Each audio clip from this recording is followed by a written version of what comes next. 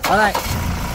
Okey, nampak ni kereta Ford Ranger T9 engine 2.0 twin turbo.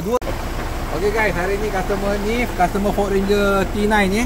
Ni model baru ni, dia nak tukar bateri lama dia ni dengan bateri Nanex Ni model lama ni dia nak tukar dengan bateri Nanex ni.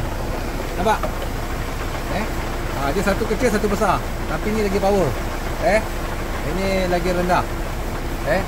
Jadi tengok Okey. Sekejap. Tengok sekejap.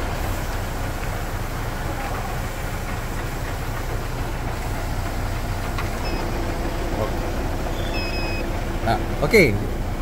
Tujuan dia nak tukar bateri ni bukan kata bateri ni dah rosak, tapi dia tengok bateri ni dia nak pindah kat kenderaan lain Dia nak test bateri Nanex ni. Bateri ni sebenarnya baru berapa bulan saja, tapi dia nak test bateri Nanex sebab dia tengok lagi power lah. Kita tengok bateri asal dia ni, CC dia 673 saja dah pakai beberapa bulan lah. Dia kata dia nak pakai bateri Nanex sebab bateri Nanex dia tengok lagi power, lagi kecil dan lagi ringan. So kita tengok, kita bandingkan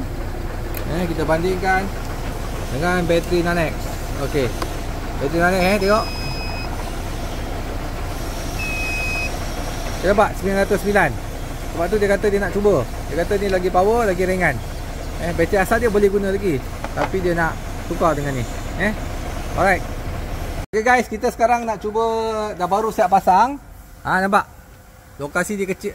Ni space dia pakai bateri Nanex, sangat kecil. Original besar macam ni. Okey, kita cuba start. Nampak? Semput apa pun tak ada. Ini engine diesel Engine 2.0 twin turbo. Twin turbo Start. Okey, kita cuba tengok macam mana kereta ni start.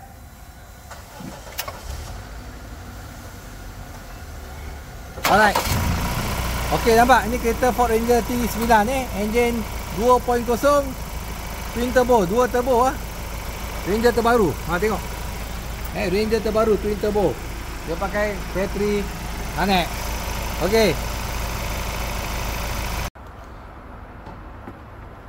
Okey, ni bateri 12 volt 50 Ah. Tadi 40 Ah, 50 Ah. Berat dia lebih kurang 6.5 kilo. Sekarang kita cek berapa CCA dia.